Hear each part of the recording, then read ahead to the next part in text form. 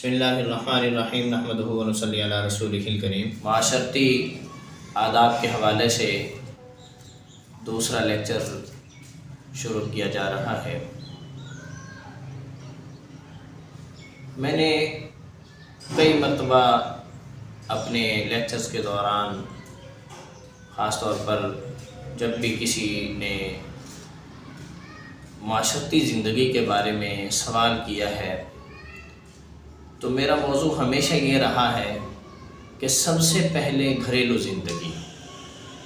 اس کی آپ اگر مثال دیکھنا چاہتے ہیں تو دیکھیں، جس وقت نبی کریم صلی اللہ علیہ وسلم کو نبوت ملی ہے، آپ علیہ الصلوۃ والسلام کو نبوت عطا کی گئی، آپ سب سے پہلے گھر میں تشریف لائے، وحی نازل ہوئی تو آپ تشریف لائے گھر، اور اس وقت چونکہ ایک سختی کی حالت تھی، پریشانی کی حالت تھی، آپ علیہ السلام نے فرمایا زمبیلونی زمبیلونی۔ آپ کی وفاشیار زوجہ محترمہ نے حضرت اماں خدیجہ کبریٰ رضی اللہ تعالیٰ عنہ نے آپ علیہ السلام کے اوپر چادر ڈال دی، کمبل ڈال دیا۔ جب آپ کو افاقہ ہوا، آپ بہتر ہوئے، جب آپ علیہ السلام کے اوپر سے ذرا جو ٹینشن والی ایک کیفیت آئی ہوئی تھی وہ کم ہوئی، تو اس وقت آپ علیہ السلام نے فرمایا میں اپنی جان کا خوف محسوس کر رہا ہوں۔ وہاں سے وہ ابتدا تھی، وحی کی نبوت کی ابتدا تھی، اور آپ علیہ السلام نے نبوت کی ابتدا ہوتے ہی جب آپ کو حکم فرمایا گیا یا ایھا المدثر قم فانذر وربک فکبر، یہ پیغام سب سے پہلے آپ نے اپنے گھر والوں کو دیا ہے۔ تو جب دینی معاملات میں ابتدا گھر والوں سے ہو رہی ہے تو پھر اسی کے اوپر قیاس کیا جا سکتا ہے کہ معاشی زندگی میں بھی بہتری اگر لانا چاہتے ہیں، اچھائی لانا چاہتے ہیں اور معاشرے کو ٹھیک کرنا چاہتے ہیں تو ابتدا گھر سے کرنی چاہیے، اور معاشی زندگی، معاشرے کی ابتدائی اکائی جو ہے وہ زوجین کا آپس میں تعلق ہے، زوجین کا آپس میں تعلق ہے۔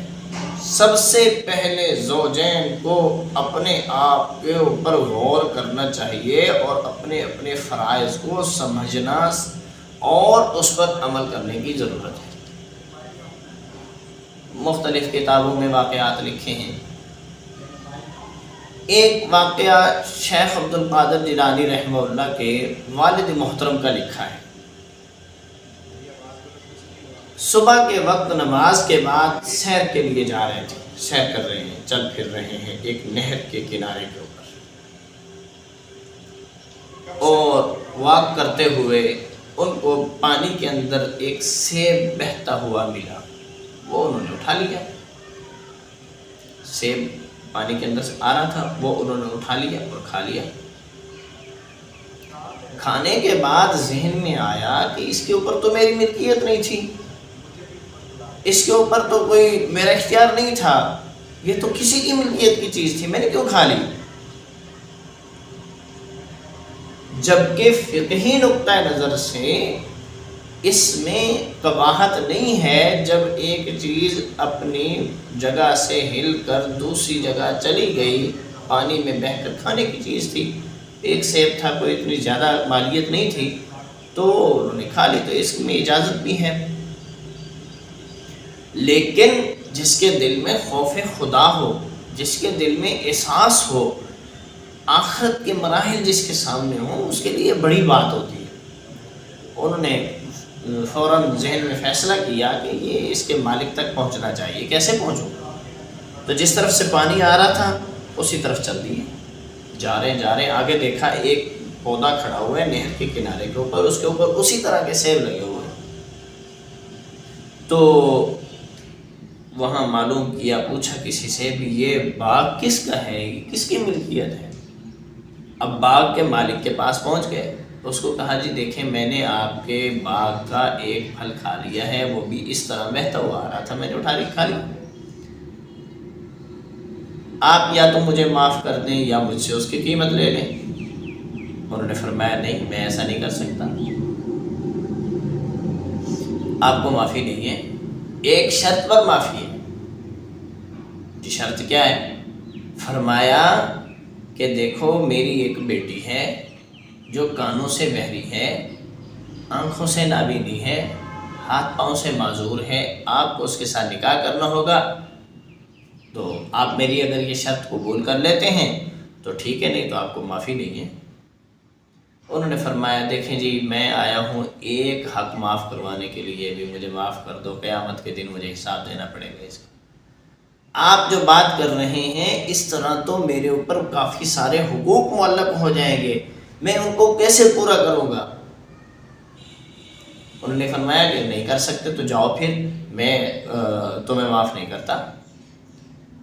پھر سوچا کہ جو مجھ سے ممکن ہو سکے گا وہ کر لوں گا، باقی اللہ سے معافی مانگ لوں گا۔ تو یہ سوچ کر شرط قبول کر لی ان کی، نکاح ہو گیا۔ تو اب شیخ عبد القادر جیلانی رحمہ اللہ کے جو والد تھے وہ ان کے سسر نے حکم فرمایا کہ جاؤ اس کمرے میں تمہاری بیوی بیٹھی ہے، جاؤ اس کو لے لو، لے کر جاؤ۔ دروازہ کھولا کمرے کا، ایک دم واپس پلٹے۔ انہوں نے کہا کیا ہو گیا؟ فرمایا جس طرح کے صفات آپ نے بیان کیے تھے وہ اس عورت میں نہیں ہیں، اندر دیکھو تو بہت خوبصورت ایک لڑکی بیٹھی ہوئی ہے، وہ تو بالکل صحیح سلامت ہے۔ انہوں نے فرمایا اصل مقصد یہ تھا کہ اس عورت نے کبھی غیر محرم کو دیکھا نہیں ہے، اس وجہ سے یہ آنکھوں سے نابینی میں نے کہا، کبھی غیر محرم کی آواز نہیں سنی، اس وجہ سے کانوں سے بہری میں نے کہا، کبھی غیر محرم کی طرف چل کر نہیں گئی، کسی غیر محرم کو چھوا نہیں ہے، اس وجہ سے ہاتھ پیروں سے معذور میں نے کہا ہے، یہی ہے آپ کی بیوی، لے جاؤ۔ اس طرح کے پاک دامن والدین سے پیدا ہونے والی شخصیت کا نام شیخ عبد القادر جیلانی ہے، جو پیران پیر کہلاتے ہیں۔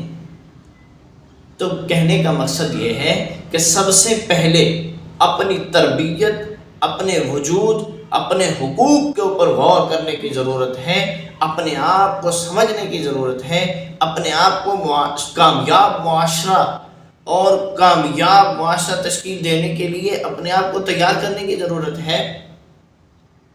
اپنے حقوق کے اوپر غور کرنا چاہیے، اپنے فرائض کے اوپر غور کرنا چاہیے۔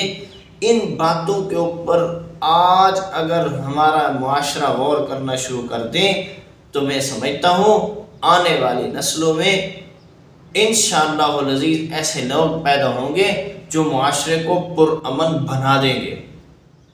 تاریخ کی کتابوں میں ایک واقعہ اور بھی لکھا ہے کہ جس وقت تتاریوں نے، منگولوں نے بغداد کے اوپر حملہ کیا تو اس وقت بغداد علم کا شہر سمجھا جاتا تھا، علمی اعتبار سے اس کا ایک اپنا نام اور وجود تھا۔ جب تتاریوں نے حملہ کیا، مردوں کو قتل کر دیا، عورتوں کو اپنے پاس رکھ لیا۔ اب پڑھی لکھی دین کی سمجھ رکھنے والی جو خواتین تھی وہ منگولوں کے قبضے میں آ گئیں، ایک قسم کی ان کی غلام بن گئیں۔ انہوں نے ان کو بطور غلام کے، باندی کے استعمال کیا، ان سے آگے اولاد پیدا ہوئی، بچے پیدا ہوئے۔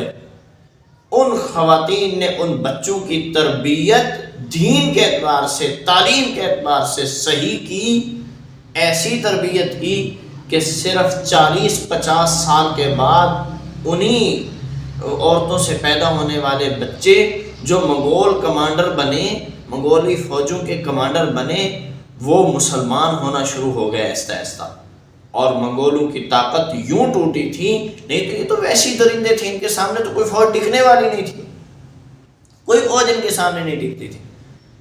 تو ان عورتوں کی تعلیم اور عورتوں کی تربیت نے جو ان کو پہلے سے ان لوگوں نے اپنے دلوں کے اندر پیوست کی ہوئی تھی، اس کے مطابق جب معاشرے کو تشکیل دیا، معاشرے کو سکھایا، سمجھایا، اس کا رزلٹ یہ آیا کہ دشمنان اسلام اور زمین پر فساد پھیلانے والوں کو زیادہ دیر کامیابی نہیں مل سکی۔ اللہ تعالیٰ نے ان کے دلوں کو پہلے سے اسلام کی طرف راغب کیا ہوا تھا کہ ماؤں نے تربیت ایسی کی تھی، اور رزلٹ یہ ہوا کہ وہ ان عورتوں سے پیدا ہونے والے بچے کامیاب بچے کہلائے۔ آج بھی ضرورت اسی بات کی ہے کہ سب سے پہلے والدین کو اپنی ذمہ داریاں سمجھنے کی ضرورت ہے۔ والدین اپنے آپ کو اس کامیاب معاشرے کی طرف ڈھالیں، کامیاب معاشرے کی طرف اپنے آپ کو لائیں، تاکہ یہ جو ایک بد امنی کی فضا پیدا ہو چکی ہے، نافرمانی کی فضا پیدا ہو چکی ہے، بچے نافرمان ہو چکے ہیں، غدار ہو چکے ہیں، بچوں کے مزاج ٹکراؤ والے ہو چکے ہیں، کسی کا احترام باقی نہیں رہا، عزت احترام ختم ہو کر رہ گیا ہے، اور اس طرح کے گھٹیا معاشرے کو جو آج ہم دیکھ رہے ہیں، اس کا واحد حل سب سے پہلے اپنی ذات کو ٹھیک کرنے کی ضرورت ہے۔ سب سے پہلے والدین کی جو ذمہ داریاں بنتی ہیں، ان میں سب سے پہلی چیز یہ ہے کہ والدین اپنے آپ کو بچوں کے سامنے ایک مہذب انداز میں رکھیں، لڑائی جھگڑا کرتے ہوئے گالا گلوچ نہ اختیار کریں، آپس میں لڑائی جھگڑا نہ کریں۔ بچہ جب اس بات کو دیکھتا ہے تو اس کا ذہن اسی طرح کا فسادی ذہن پیدا ہوتا ہے، تو ان چیزوں سے دور رہنے کی ضرورت ہوتی ہے۔ اللہ رب العزت ہم سب کو کامیابی عطا فرمائے، نبی کریم صلی اللہ علیہ وسلم کی سیرت کو سمجھنے کی اور اس پر عمل کرنے کی توفیق عطا فرمائے۔ انشاءاللہ اس پر لیکچر ہمارے چلتے رہیں گے۔ وما علینا الا البلاغ۔